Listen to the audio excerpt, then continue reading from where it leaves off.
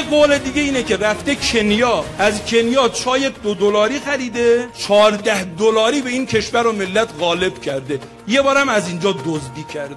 یه حرفی رهبری داشت نرسیدم، میخواستم بزنم تو گوشیم پخش کنم. ارز رو وقتی که به صورت غلط تقسیم میکنن این دو طرف داره، یکی اون که میاد این رو میگیره، یکی این که اون رو میده. ما همش داریم دنبال اون کسی که میگیرد، دنبال اون میگردیم، مفسد اقتصادی قاچاقچی، در حالی که تقصیر و عمده متوجه اون کسی است که داد، اون رو باید دنبال کرد. خود آقا گفت اینی که گرفته درست، این آقایی که مدیر عامل چای دبشه درست. کی داده؟ ما یه وام نمیتونیم وام ازدواج بگیریم، یه وام فرزندآوری میگی جمعیت. کی داده؟ اون مسئولی که بوده کی باید محاکمه بشه؟ از وزارت جهاد کشاورزی هست، وزارت سمت هست، وزارت اقتصاد هست، گمرک هست، سازمان استاندارد کور بود نمیدیدین چای اون چای $14 نیست؟ بانک مرکزی هست. البته از این برم بازرسی نهاد ریاست جمهوری ورود کرده، سازمان بازرسی کشور ورود کرده، قوه قضاییه ورود کرده، اینا هم از این بر. اما اونها رو معرفی کنید. آقا میخواید نماز جمعه جا برای سوزن انداختن نباشد،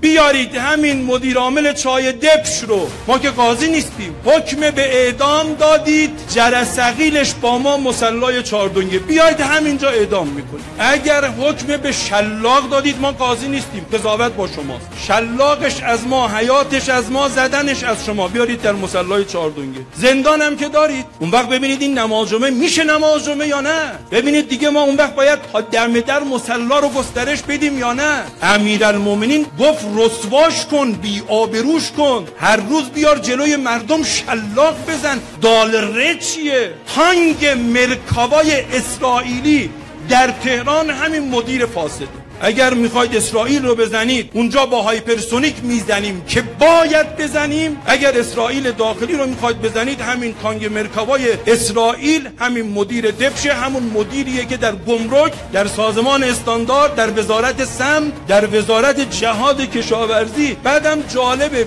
مصرف 3 سال چای مردم رو مجوز دادن برای 1 سال. 100 تا شرکت تولید چای داریم، به هیچ کدوم هم مجوز ندادن، فقط به این چای دبش دادن. لعنت الله علیه. مسئولیت من شما وابسته به مبارزه با فساد، مبارزه با تبعیض، این خواهی مسئولیت ماست.